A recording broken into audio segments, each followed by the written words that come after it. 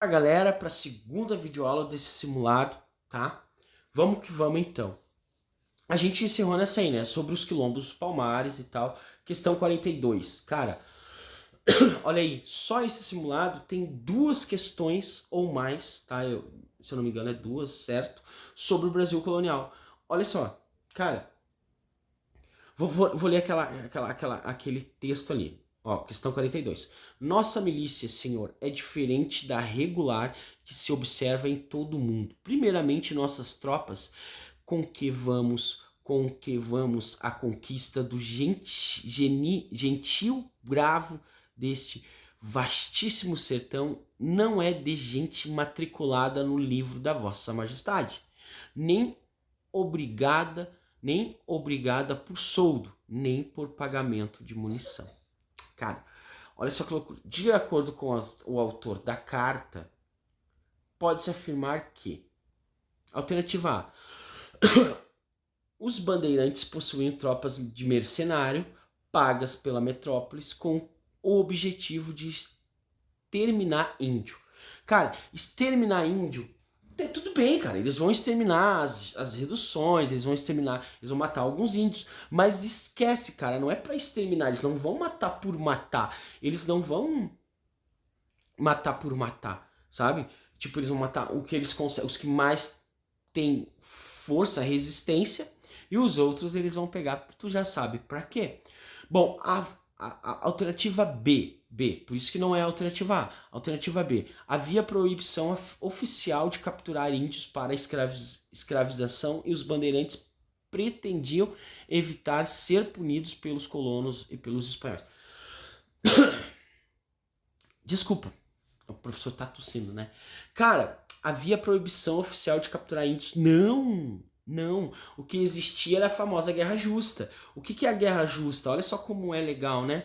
A Guerra Justa só é permitido caçar índio, sequestrar índio, que não aderisse à cultura europeia, ou seja, o cristianismo. Né? Então, essa é a famosa Guerra Justa. Claro que os bandeirantes não respeitavam, cara. Onde é que eles iam? Eles iam, por exemplo, nas reduções jesuíticas, que era criado, cara, pelos padres jesuítas, onde eles colocavam eles tudo em um local só e ali reculturavam, né? Colocavam as doutrinas espanholas, não, europeias, com a fé cristã, enfim, cara, aquela troca toda lá. Tá? Então, havia proibição, esquece, pai. Vamos para a próxima. C. Os exércitos portugueses organizados na colônia tinha a particularidade de serem compostos por indígenas especializados em destruir quilombos. Não, cara, olha só que legal. Por exemplo, a gente fala muito da Guerra do Paraguai. Tá, é legal corrigir, cara. É legal corrigir isso aqui, porque isso aqui pode ser um complemento da videoaula. Tu vai lá, tenta achar essa videoaula e pronto. Por exemplo, a Guerra do Paraguai existe os voluntários da pátria, mas só para vocês entenderem, o estopim que vai acontecer, eclodir a Guerra do Paraguai, é o sequestro da embarcação Marquês de Olinda pelo Solano Lopes, líder do Paraguai, e a invasão do Mato Grosso, né? E o ataque que tem no Forte de Coimbra lá. Mas o que tu tem que entender, cara, que muitos indígenas, eles vão atuar como voluntários da pátria, cara, a favor do Império na Guerra do Paraguai. Inclusive, eles vão ganhar um pedaço de terra lá no Mato Grosso, que tem até hoje, que foi doado pelo Dom Pedro II por causa disso aí, tá? Porque eles atuaram como voluntários da pátria. Então, se tu encontrar alguma questão assim, houve a presença de índios? Sim, houve. Como voluntários da pátria? Sim, no Mato Grosso. Tá? Porque lembra-se, né, cara, que o Mato Grosso foi o primeiro território a ser invadido, o Mato Grosso sofreu muito, o Mato Grosso tinha muita pobreza, tinha muita miséria, o Mato Grosso ele foi excluído pelo Império. Olha só que loucura, cara, como é legal isso. Sabe o ciclo do ouro? Os bandeirantes foram expulsos. A questão é sobre os bandeirantes, tá? Então, os bandeirantes foram expulsos. Onde é que eles encontraram o ouro? Em Goiás e em Mato Grosso. Cara, os bandeirantes saem de São Paulo. Qual é o tipo de bandeirantismo que existia? O bandeirantismo de contrato, o sertanismo, que era o bandeirante de contrato, e as monções. O que são as monções? As monções são bandeirantes comerciantes. tá? Que daí dá aquela difusão, né? Que dá aquela difusão. Eu sou do Rio Grande do Sul, tá? Só para vocês entenderem. Eu tomo chimarrão. No Mato Grosso eu tomo tererê, que vem da... Olha só que legal, cara, essa questão. Muito obrigado por Alan dar essa oportunidade aí. Porque é o seguinte, quais são os troncos linguísticos indígenas que tem no Mato Grosso? Cara, tem o Aruaque e os Tupi, tá? Então, os troncos linguísticos são dos Aruaques e do Tupi. O Tupi, ele produz, cara, ele produz agricultura, ele vive em comunidade, faz a questão do porcelanato, artes, aquelas coisas, caça, pesca. Já o tronco linguístico Aruaque faz tudo isso e tem uma coisa assim de castas, né, onde tem o cacique, que é líder, a família reina ali e tal, são guerreiros, caçadores, coletores e também produzem agricultura assim como o Tupi. Olha só que legal essa questão, cara, vai muito mais além, tá? Porque a gente sabe que a questão indígena entrou o ano passado, mas esse ano foi a primeira vez que caiu questões sobre os índios, tá? Sobre as tribos, o tronco linguístico, os povos originários, né? Antes de ser descoberto, antes do Brasil ser descoberto. Então, olha só que loucura. Então, a C não está correta, mas é sempre bom falar sobre isso, tá? Algumas tribos indígenas ameaçavam a segurança dos colonos e os bandeiras eram tropas encarregadas de transportar os navios para as reduções religiosas. Não, cara, não, esquece, cara. Sim, ali tá correto, cara, sabe? Algumas tribos indígenas ameaçavam e tal, viviam os colonos e bababá. Mas o que tá errado é que os bandeiras faziam a escota deles. Capaz, os bandeiros queriam mais era índio para vender como trabalho escravo, tá? Outra coisa, pô, eu falei o bandeirismo de sertanismo, né? Sertanismo, que é o bandeirante de contrato. Ele vai descobrir novas terras, né? E também vai caçar índios para trabalhar como escravo, ou terminar com uma revolta, ou invadir algum quilombo, tipo que nem a revolta dos bárbaros, tá? Dos bárbaros, a tribo indígenas bárbaras, né? O que vai acontecer? Isso aí é uma forma de bandeirantes de sertanismo, contrato, tá? Sim, mercenários. Mas eles vão para terminar com os índios aí, ó, que legal.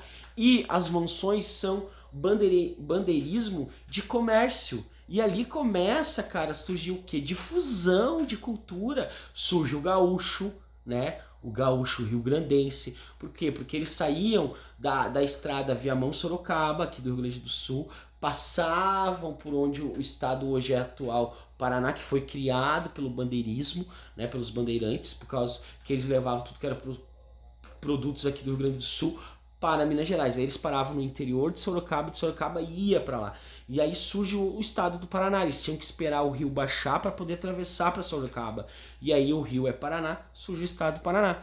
E também, cara, vai surgir a ocupação, as cidades de Mato Grosso, cara. Por causa disso, por exemplo, os irmãos Lemes, eles são grandes comerciantes que eles vão começar a fazer o quê? Muito comércio no Mato Grosso e aí vão começar a ter resistência com a metrópole ali, criando impostos e tal, como foi em Minas Gerais. Fechou? Entenderam? Então o gabarito dessa questão, vamos sem demora, é a alternativa letra E, mas muitas das bandeiras paulistas eram constituídas por exército particular, correto, vírgula, especializados em exterminar e capturar indígenas para serem escravizados. Pronto. Entenderam? Por que não é? É a mesma coisa que a A, tá? Então por isso que a A não tá certa e a alternativa E sim. Acho que eu tô demorando demais, né, galera? Eu acho isso. Tá, vamos lá.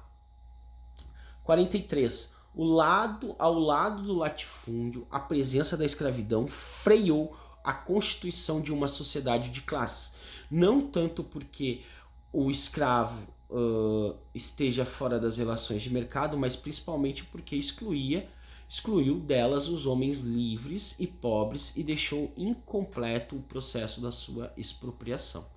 Segundo o texto, que analisa a sociedade cafeeira no Vale do Paraíba no século XIX. Pô, cara, essa questão é legal. Vamos lá.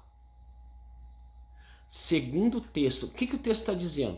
Galera, a substituição do trabalho escravo pelo trabalho livre assalariado freou a constituição de uma sociedade de classes durante o período cafeeiro. Cara, desculpa, gente. Eu vou ter que tomar uma aguinha depois que parar esse vídeo aí. Vamos lá. A substituição do trabalho escravo pelo trabalho livre assalariado freou a constituição de uma sociedade de classes durante o período cafeeiro. Cara, claro que não, cara. Não vai frear a constituição de uma sociedade de classe. Constituição dentro da legalização, dentro da lei, cara. A sociedade de trabalho escravo livre assalariado freou. Ou seja, olha só, a substituição do trabalho escravo pelo livre assalariado tá dizendo que é o contrário. Quanto mais o Brasil dependesse da escravidão, menos ele conseguia ter essa classe, essa industrialização, enfim. O imigrante e as classes médias mantiveram-se fora das relações do mercado existente na sociedade cafeeira. Cara, o imigrante... Cara, lembra? Tem uma diferença, né? Oeste Paulista e o Vale do Paraíba ali, né? O que acontece, cara? O São Paulo, cara, ele vai se diferenciar no processo da industrialização. Porque eles vão trazer os imigrantes da Itália e da Alemanha para trabalhar no lugar da mão de obra escrava africana, já em 1840, tá? E aí, cara, os italianos vão encontrar a terra roxa, que na verdade é uma terra vermelha. Como é italiano, ficou mais próximo do terra roxa. Eles vão produzir café ali, tá? Então, a migração da fazenda Ibicaba. Fechou? Os vergueiros. Se tu vai lá na videoaula, tu vai lembrar disso, cara. E o governo brasileiro, o Império, vai colocar a concorrência em 1870, cara. Só 30 anos depois que é a migração de subvalência, né? Subvalência, que é o quê? É um convênio com o governo brasileiro para os imigrantes virem, para ter segurança que eles não vão vir como escravo, né? Por causa... Enfim... o cara... vai começar os cachorros latir aqui, mas espero que não atrapalhe a aula. O caráter escravista impediu a participação direta do homem livre e pobre na economia de exportação da sociedade cafeeira. É óbvio, galera. Esse é o gabarito da questão 43. Fechou? O gabarito C. Galera, desculpa aí pelos cachorros. 44. O café foi introduzido no Brasil no início do século XX para consumo doméstico, como o avanço da Revolução Industrial. Na Europa e depois nos Estados Unidos, a agricultura do café expandiu-se rapidamente na terceira década. Esse produto já era exportado em larga escala. Sobre o assunto, assinale a alternativa correta. Os primeiros cafezais para exportação concentravam-se no Vale do Rio Paraíba, no estado do Rio de Janeiro e no oeste de São Paulo. Cara, isso aí até faz sentido, tá? Mas os primeiros cafezais, não foi só. Tem Minas Gerais também, tá? O trabalho assalariado foi a principal forma do uso da mão de obra nesta etapa inicial. Não, sem mão de obra, tá? Na medida em que as boas terras do Vale do Paraíba foram esgotantes, o plantio do café deslocou-se para o Espírito Santo e Bahia. Não, cara! Espírito Santo e Bahia é terra do açúcar, tá? Açúcar, solo propício para isso. Então, o gabarito é alternativa D. Gabarito, tá? Na segunda metade do século, o café já era o principal produto de exportação com largo crescimento em São Paulo. Gabarito, tá? Tranquilo? Bora, 45. Essa aqui é boa, eu gosto dessa questão. O governo Washington Luiz, entre várias dificuldades, teve também de enfrentar os efeitos da campanha contra o ministro de Oswaldo Cruz a respeito da obrigatoriedade da vacina contra a varíola. Cara, aconteceu sim isso, mas não de Oswaldo Cruz, né? Tá? A revolta da vacina foi bem antes. Não de Oswaldo Cruz, não do Washington Luiz. A revolta da vacina é legal, é bacana, tem a videoaula lá. Então, não. A inflação provocada pela política do encilhamento. Não, a política do encilhamento foi logo no quê? Tem o vídeo aí na plataforma, tá? De todos os presidentes da República ali, tá? Até a República do... Os presidentes da República do Café com Leite, tá? Até chegar a Vargas. Então, essa aí é mais aquele... Se tu tem aquele vídeo ali, tu já sabe que a política do encilhamento foi bem no início da República. O Washington Luiz foi o último presidente da República do Café com Leite. Ele sofre o golpe por Vargas, né? O movimento, a Revolução de 1930. Não foi por Vargas. Vargas assume no lugar dele. Fechou? Então, não. Por isso que não. Das restrições às importações provocadas pela Primeira Guerra Mundial. 1930 já tinha acabado a Primeira Guerra Mundial. 1930 já tinha das restrições das importações provocadas pela Primeira Guerra Mundial. Cara, a Primeira Guerra Mundial vai ajudar para industrialização também do Brasil, tá? Porque o Brasil vai acabar, o continente europeu não vai querer estar exportando muita industrialização, produtos, porque eles vão estar preocupados com a luta, com a paz armada. Fechou? Então o gabarito, cara, da crise de 1929 com a queda da Bolsa de Valores de Nova York. Esse é o gabarito, tá? Por quê? Porque, cara, que governo americano filho da mãe. Porque assim, ó, com a crise, o que o presidente vai falar? Não tome café nos Estados Unidos, não tome café. E aí o Brasil vai entrar em crise no café também, que isso vai servir como, vai ajudar também economicamente para o golpe de 1930, onde Vargas assume o poder. Fechou? Das revoluções em São Paulo e Minas Gerais, que reivindicavam melhores salários. Não, crise. Um abraço, galera. Bons estudos.